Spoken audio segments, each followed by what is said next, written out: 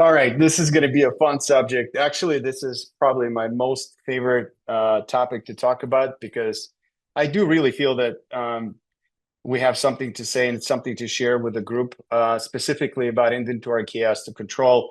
Since I personally visited about 300 offices and I've seen firsthand what it's like to be completely organized and to have a complete chaos in the office where somebody as a doctor goes to do a procedure, they sit down, they numb the patient, and they look for something that they really need. It could be a burr, it could be a composite, it could be anything. And you look at the assistant, and that look that you get back from the assistant tells you that you don't have that product in stock. It's probably the most gut-wrenching feeling that the doctor can have. And I think everybody knows it, right? The doctors know about it, the assistants know about it. And so we were very passionate about the subject at our company at Zen to provide a solution. But we're going to talk about it today. And also, I want to say something that a lot of things that we will cover today is actually what we design our software for, so that at the end we have a slide to talk about the differences and different players in the market. But I do want to start with the subject specifically and go right into just to make sure we're working. Just go right into a similar slide, especially for those that attended the webinar a couple of weeks ago when we talked about the cost control, right? So how to control the cost of supplies. So some of the stuff will look actually familiar to those of you. And actually, for those of you that are joining today that were at the webinar last time, can you please go in the chat and just share and say yes or something that we know that you guys are coming back. So that would be super helpful for me just to have a context. But let's dive in. So for those of you that are watching, I'm just curious, does this look like your practice? This is my favorite tags, right? And do you guys use that? And the rubber bands, and how does that work, right? So you have a bin of need to order and things like that. And so it's still actually really interesting to go into the office and see these tags being used. And again, it's still popular, I think. I hope it's not one of your offices, but it is happening quite often. And every time we go into dental practices, I see this all the time. And yes, these are expired products. And yes, this is thousands of dollars. It's not just $100, right? So this is a lot of money in the trash. I hope, again, that's not your office, but basements, I should probably have a poll just on that. Do you use a basement as your storage? It should be a big red flag and no. But that was one of the offices we work with that had an extra space downstairs. Again, this is probably some of your offices or looks familiar when you see things are just all over the place, the countertop and things like that. And again, I'm just trying to make a point that once you see things the way it shouldn't be, and I'm going to show you the way the things should be, I think it's going to be a kind of like a breath of fresh air for you guys. And obviously, this is from the last slide, and it's actually happening still till this day. I was at the office this morning where the sticky notes were used for ordering. Let me actually show you. Sticky notes with actual products listed on them. So, and then I shared this last time. The average private practice spends 7 to 10% of collections on supplies. For most of the offices, that's $50,000 a year lost in that trash bin or paid to the vendors and things like that. And so I really want to emphasize on this slide again for those of you who were on the webinar a couple of weeks ago. And so what we want to talk about today is in this short presentation, the foundational principles of dental inventory management.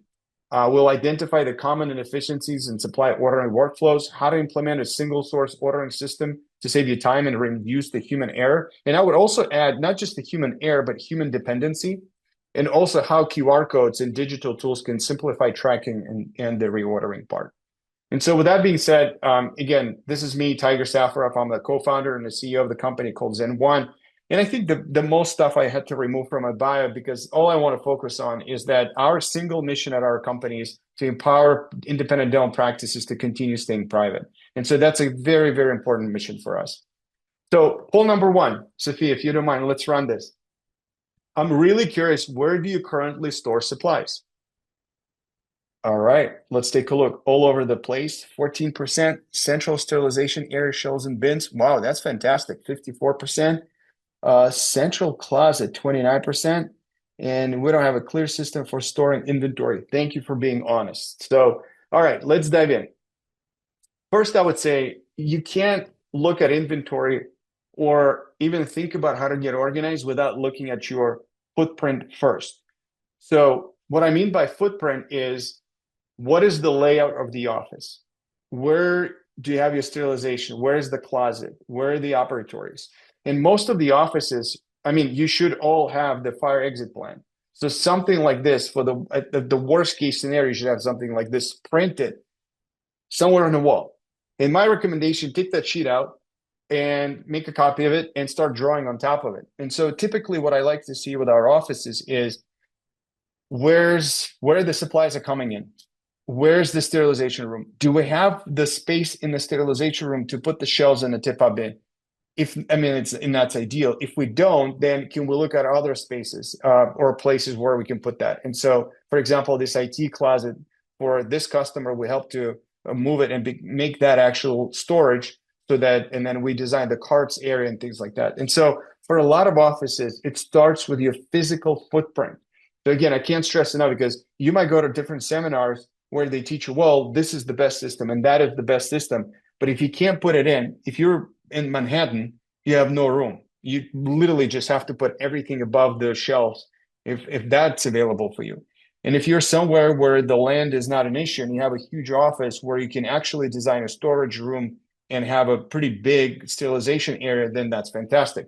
And so again, that all starts with understanding your physical space. And then you will see some offices will have a little closet like this one where you can have the tip-up bins, and then you can have everything clearly labeled. Or if you have a staff lounge, just what you see in this picture, where you can run the tip-up bins and you can have the shelves. Again, it really depends on the footprint of the office. Or some of the offices that 54% of you said that you use sterilization, and hopefully something like this that you guys utilize, that you do have the tip-up bins, that you have an area to store the bite registration, and some of the products are going on top of the shelf. And then some of the below the countertop space is used as well.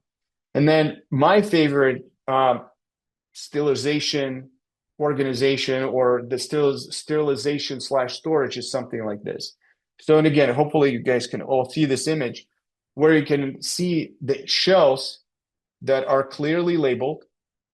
You don't have anything here that's blocking the view. On the left side, you have the tip-up bins that have the labels on them. And so you can see exactly what's being used and how much is left. And that's probably the most ideal way to organize supplies. I have similar pictures somewhere in my presentation, but that would be something that we're constantly looking if we have the room for that. And if somebody is brand new designing the space, well, that's what we would recommend, that you have the shelves with no cabinets, with just the clear shelving. And for some of you, you can probably see on our website, we have a ton of information. If you have the cabinets already installed, the number one thing we would do, if you would ask us to go to your office and actually help streamline the inventory, I would take down the doors and just have no doors whatsoever. I know for a lot of people it looks ugly, but that's the most efficient way to do it. And then you're just using the blue painter's tape to separate the things in the cabinet so that now you can actually organize things and see what you have left on the actual shelf. And so to me, that's probably the number one thing I would look at. These are the tip-up bins that we recommend. And at the end of the slide, I will have a QR code for the document that you guys can download, and it will have all the links to all of the products I'm going to cover today, including the tip-up bin, that all you have to do, just click the link, and then we'll take you to the website with a discount code and things like that. So there will be a QR code at the end. And so something like this, I would typically recommend for the clinical supplies. You'll have a bigger bin at the bottom, and then slightly more like the 3-cup container, and then 5-cup containers at the top for smaller things. And so for hygiene, you would have something like this where you have 2 types of containers, right? So the 2 of the big ones and a 3-cup container. For birds and endo, this is my favorite setup. And it's typically mounted right below the cabinet in the sterilization area so that now you have all of your burrs and all of the burr numbers are listed here. And then you also have all of your files listed here. Now about the burrs. If you have more than this setup, you probably have too many burrs. And you might say you're not clinical. How can you say that? And you're right. But I think I've been to enough offices now that I've seen people use just 2 different burrs and that's all. And I've seen people use 45 different burrs and that's too many. And I would say if this is your setup and you might still have a few cups here, like in the tip-up bin, still empty, that you have the room for the future, that's great. That's what would you like to see. Another part too is for those that have associates, it's really, really important to get on a same page about what birds you're using. And so again, one of the biggest things that I've seen in the office that really kills the whole inventory process is just not agreeing what products you're using. And then new people come in, like hygienists will come in and say, well, I want this product. And new associate, I want that product. And then you go to their office in 2 to 3 years, and then you see extra large gloves that no one else is using because we had somebody who was using those gloves and we bought them at the discount, and then we bought in bulk, and now they're sitting on a shelf. And so things like that, I would highly encourage for offices to avoid as much as possible. And if we go all the way back to the first webinar we did, there should be a spreadsheet of all the products that the office is using. And for those offices that are looking for associates, that's one of the things that you should be sharing with the contractor, future associate, to say, these are the products we're using. If you're cool with it, great. You're going to sign off on that. If you need more stuff, let me know. Put this on the sheet. We will evaluate, and I will let you know if we're going to use these products or not. So super, super important. All right. So where do we start? That's the common question that I get from offices when you look at all these images. This is where you start. You go to Walmart or Costco, buy foldable chairs, or not the chairs, but the tables. You put them in the open area and you start taking everything out of your cabinets and just laying on a table. And then you start taking all the doors out, installing the tip-up bins that I will have at the final slide with a QR code where you can purchase them. You install the tip-up bins, you take all the doors out, and you start putting things back, but in a much more organized way. And believe me, after you go through this table, there are a lot of things that you would love to donate. Like I guarantee you that a bunch of stuff from the table will be donated.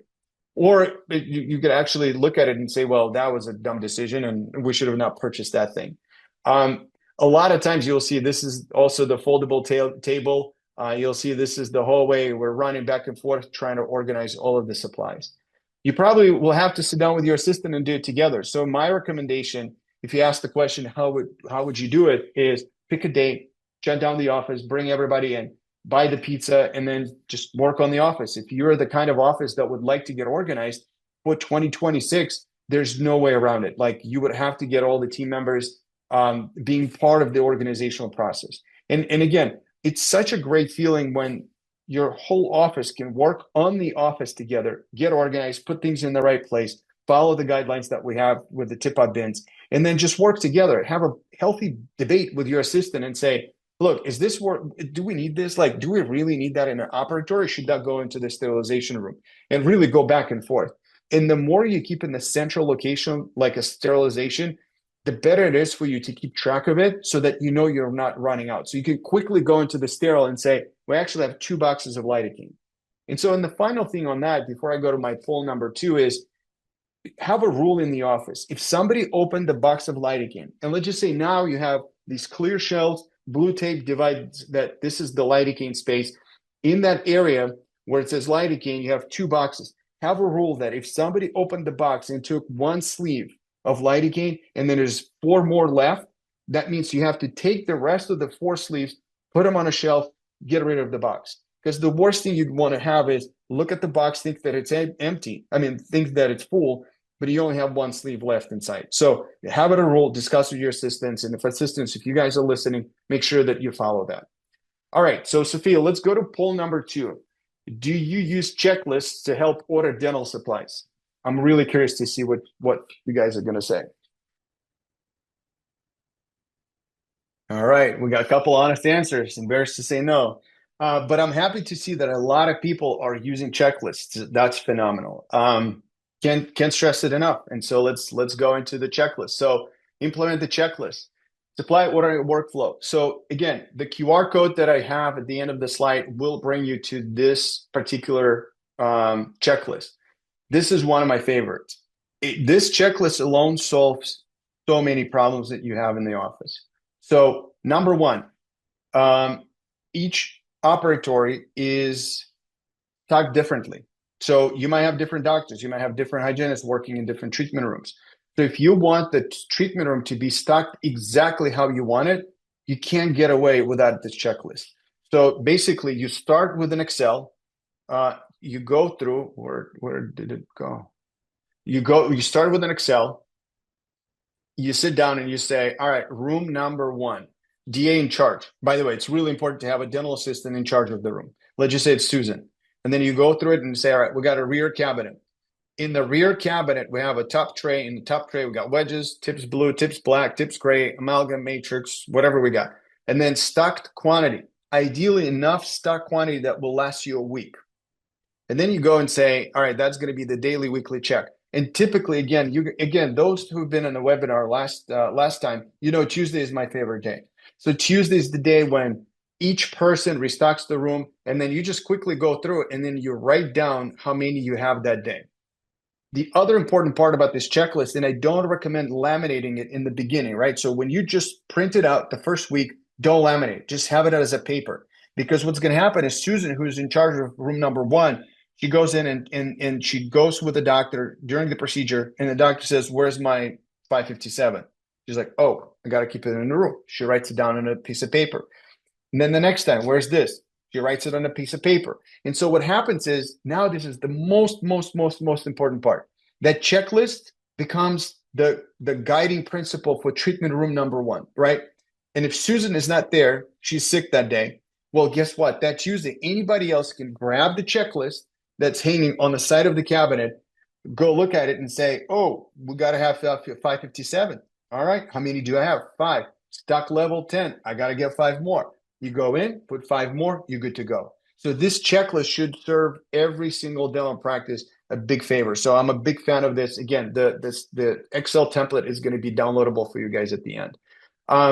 This is usually how you would see something like these checklists where you see top tray, bottom tray. These are typically the trays that I also have the links that you can find. And this is where you would organize your tips and bite registration and things like that, lidocaines and things like that. So again, the stuff that you need to keep in the treatment room. And I know some of you will think I'm crazy, and I'm not advocating for this, but there are offices out there that count each individual microbrush, that count each individual needle that's left, right? You might think it's overkill, and that's okay for your practice, and that's totally fine. But some practices out there, they do have the checklist, and they're checking the quantities, and they're adding up on their little calculator, and then they're making sure that they have enough stock left. So I'm just putting it out there for you guys to see and know. I took the actual pictures. It's not AI. Back when I was taking these pictures, AI did not exist. So I'm happy to say that these are real pictures, real offices taking real notes. And so that's out there. Another part, so if we can move on to the next step, is when it comes to supply ordering workflows, I can't stress enough that be open-minded. A lot of people are so brand loyal that this is all we use, and they're not even willing to try the other part.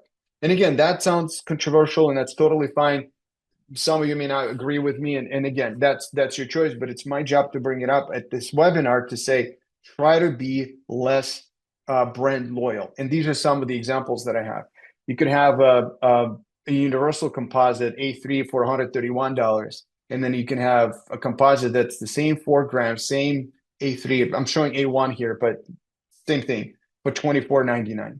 And yes, it may not do the same thing, but I think what I'm always advising our doctors to do is just be open-minded to at least try it, to at least see it, see the reports, read the clinician's report, see the reviews of the product and things like that.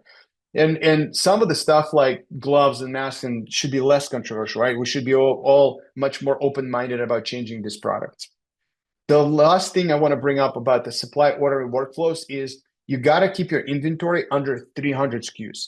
There are just way too many offices out there that will have 600 to 900 products on an ongoing basis. So 300 to 400 is a sweet spot. And I would even say if you're just doing general dentistry, it should be 300. It shouldn't be more than that. If you're doing endo and then some of the like implant stuff, yes, that could go up to 400, 450 items. If you're doing CEREC blocks, yes, that could go a little bit higher than that. But for anything related general dentistry, it should be less than 300 SKUs. That should be the rule of thumb. All right. So, and then we talked about this last week, or last time on the webinar, how to order supplies. And I want to touch on this a little bit. We spent the whole webinar just on that. implement the spreadsheets, order biweekly on Tuesdays. The week that you fall on the Tuesday that you're not ordering, you're actually doing inventory and you're restocking. No free goods. Orders over the budget must be approved by the doctor. And try to bonus your lead assistant for achieving 4% budget goal on a rolling average. And again, if you ask me how do we set the budgets for our offices, it's the last month collections multiplied by 4%. Simple formula. Anybody can implement starting tomorrow. All right, we're on poll number 3. Sophie, if you don't mind, do you utilize ordering software? And this is where I'm going to jump in and talk about the software and different options out there and try to give you an unbiased opinion as much as I can, even though I'm a little biased because I run one. But I will do my best to give you the unbiased opinion and some of the action items and what to do when you choose a software. So let's take a look. Do you utilize ordering software? All right, this is very, very interesting. No is a big answer. Wow, 68%. No, I love my rep. I appreciate the honesty. I don't see a need for it. Again, I do appreciate the honesty. And those that answered those, I love my rep. I don't see the need for it. I'd love to even talk more. So if you guys can email me, I love understanding the psychology behind it. So for a majority of you guys that don't have a software, so here are the options. I like to ask it in a way, is your practice a hobby or a business? Because if you don't have a software, like imagine your books are run by somebody and you don't have a QuickBooks, right?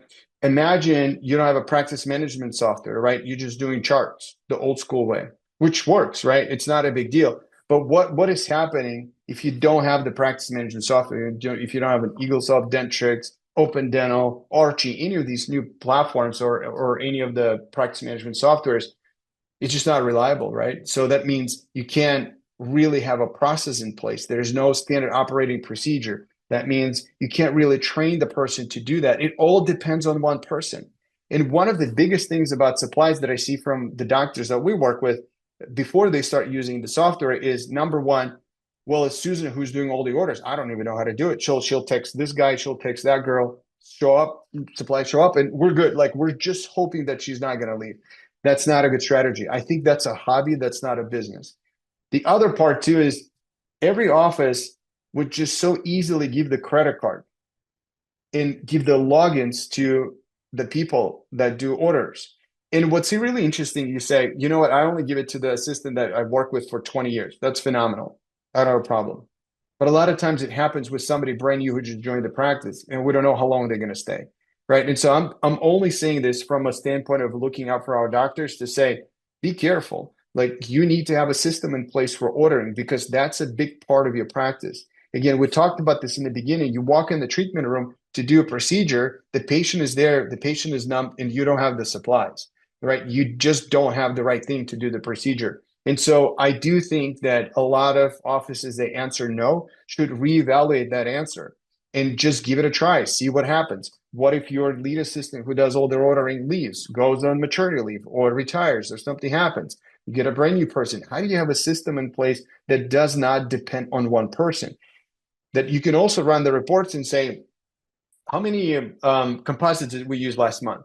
If I would take you back to the previous point that I said, be less brand loyal. So what would that cost you to go from the favorite composite that you're using to something less cheaper? And if in that case you go back, you look at the reports and you say, I'm only going to save $200 per month because I only buy 4, and the difference is $50 each time we order one, that totally makes sense. $200 is not a big deal, but you need to have the reports to be able to go and see these kind of things. And so back to this point, I would say that one of the main reasons you would need a software is just to see the price comparisons and be able to see different options in the same screen. And you can see, all right, this is the product, this is what we're buying, these are SDS sheets, these are the options out there, and these are the cheaper versions available. And maybe I'm just going to pay somebody $5 and say, well, just ship it to me. I'm going to test it, see it. I don't know how it works. I'm going to read about it. Give me the SDS sheets or give me the IFUs for this product, right? So it's just too big of a drastic difference, and it's available for you within seconds. Now, let's talk about some of the options that are out there for ordering software. Obviously, I run one. It's called Zen One, right? But there are 3 more options that typically people would go to. The rest are also out there, but I don't think they're worth the time. And I can explain why. There's Dentira, there's Torch, there's Net32.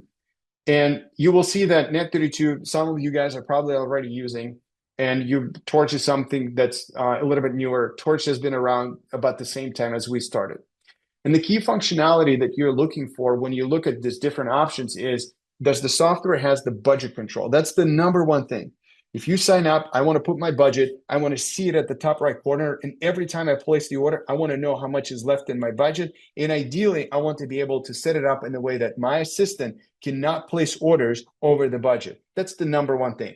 Multi-user admin, meaning I'm going to set up my admin account and then I'm going to invite the other person so that I don't have to share my passwords. And I can protect my credit cards. I can protect my the usernames and logins with distributors, so they're going to be all in one place and I don't have to disclose them.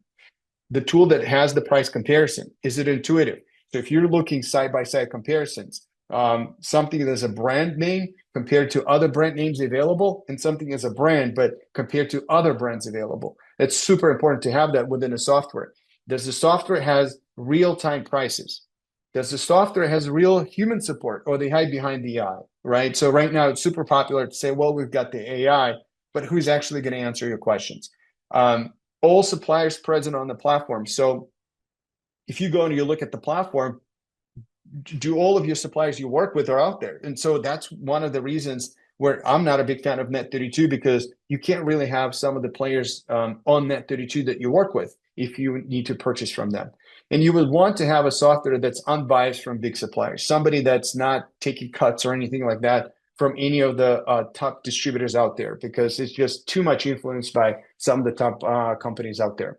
And so when I say be careful when you're evaluating ordering software, these are some of the 6 bullet points that I would highly recommend that you guys either implement or follow, or whatever you decide to do. So number one, avoid annual contracts, avoid quarterly contracts, because you don't know. You might get locked into something that's just not a good option for you, right? Your assistant didn't like it, so now you paid for a full year upfront. Ask for clear pricing per location. A lot of people wrap this up and say, well, but if it's one, but if it's three, and if you happen to have 3 offices, well, this is the price. Make sure it's clear. Number 3, talk to support. When I say human support, ask them, who is the support person that I'm going to be dealing with, not the salesperson, and can I talk to them before I sign up? Super important. Check their Google reviews. I think that's also important. And read through actual comments. And if somebody left a negative review, it's not always a bad thing. You want to see if they actually reply back and said if they took care of the issue or not. How many suppliers are on the platform? You want to know, and you want to check all of the suppliers you work with that are presented on that platform. They're listed there. And then have your assistant try it, right? So if the software does not offer you a free trial, why even go with them? Like, my recommendation is you got to test things, right? And if it didn't work out, it didn't work out. But at least you tried it. You didn't have to pay for anything. And you want to see if it's simple or not. And so the final thing about the software I want to talk about is the QR codes. And so with the QR codes really help you streamline ordering process within an office in a new way. So what I mean by that is, in the past, you have these tags, right? Now, if I go to the office that's using the tags, and if I bring the QR codes, the two things can actually work together. As much as I made fun of the tags in the beginning, I actually don't have a problem with that, because now what you can do is you can print this QR codes on the peel-off stickers, put behind of the tag, and if somebody is taking the tag, and let's just say it's working for your practice, the tags, right? You put them in the bin that says need to order, and then the ordering person takes the bin of need to order, and she actually grabs the phone, and all she needs to do is just keep the phone and keep scanning the tags. That's it. She's just scanning the tags. And then it goes through the list of all of the products, adjust the quantities, add it to the shopping cart. So now your entire process of adding products to the cart, doing the price comparison, and placing the order goes to 5 to 10 minutes at the most. And imagine how much time you actually save. And this morning, I actually interviewed an office, a person who used to do ordering for 16 offices. And she said that by signing up with the software, which is ours in this case, she was able to save a full day per week in ordering. So, which is tremendous. I think you guys can all figure out where to spend a day instead of doing ordering. So that's where the QR codes come in. QR codes can also help you with the actual stock level. So their software is out there that you can scan the QR code and update the quantities on hand. So again, I would highly recommend to make sure to check out and make sure that the software that you're interviewing has the QR codes potential. And I would say this slide should be familiar for those that were in a webinar last time.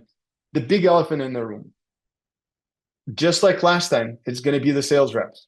So anything that related to supplies, either we talked about how to cut the cost or the actual inventory control, the big elephant in the room is going to be supplies. I know there are companies out there, I don't want to say the names, that will send the rep, that the rep will go through your inventory, will write down what you need, and place the order on your behalf. Sounds amazing, right? So just instead of your assistant, instead of Susan doing it, now you have the rep who's super passionate about it. They come in, they do it, and they place the order for you. And I hope after watching this webinar, you guys see the problem with that. And I'm happy to stay at the end, see if there are questions on that. But again, I just want to make sure that we address that before we wrap up. And then the couple things as a key takeaway, and then we're going to go into the questions. So we covered today, design your inventory system that fits your practice and your physical constraints. So meaning don't try to go and learn something and change your practice. You already have your footprint, right? So it's a little bit too late to move the walls around. But I'm a big believer that you can make your space work for you just as much as if you would start the brand new office. Like everything is flexible. You can put the tip-up bins in the hallway if you want to. I've seen that, we've done it. It works great. Implement the spreadsheets. Again, I can't stress enough. If you're not using the software, implement the spreadsheets. Sign up with the ordering platform, but follow my key takeaways. And if I need to put in the comments, I can go back and give you my be careful list. Again, no free goods, quantity matters, and use QR codes to simplify the ordering process. Again, just as a reminder, every dollar that's saved is the dollar in your pocket. Everyone is already paid, and sometimes all it takes is one good system to elevate your practice to the next level. So something that was talked about the last time. And then the next steps, but I do want to get to questions. So let's go there. And Sophia, maybe you can help me to go through some of the questions and maybe we can address those. One question we have is, I use Torch and have found it to be a great one-stop hub for all my items and vendors. It did take a week or so to find items that I had to substitute, and the monthly savings equals a monthly cost, but it's easy. Yeah, I don't like that trade-off. I think the cost should be lower. So my recommendation would be to look at different options. Another question, do you recommend Anson Dental? Haven't tried them yet. Yes, that's something that I was trying to reply. Yeah, it's a pretty good company. We vetted them. The only thing I would look for is the gray market products. And again, that's a separate conversation. We can have a separate webinar on that. But I just want to make sure that, yes, it's a good company, but make sure you vet them, talk to them, and make sure that you don't buy gray market products. Are there any other questions? 58 people, guys. Should be more questions. This is a fun subject, like tip-up bins, taking down the walls, putting the shelving. And restructuring, literally. Yeah. And Would streamlining. I anybody, love things streamlined. I know, it's my favorite thing. Like, would Right. And anybody you take out the listening, noise. yeah, I'm trying to see if anybody listening would take down their sterilization area cabinetry doors. Like, I'm really curious if you guys are up for it, and maybe you can say yes or no in the chat. You know what it becomes? You try to simplify your life, make it simpler and more cost effective. Maybe we should have made that a poll question. Who's willing to take I down know. walls? Yeah, I don't see any other questions in the chat, but thank you again, everyone, for joining us this evening. Thank you so much, Tiger. This concludes of our course. CE presentation for tonight.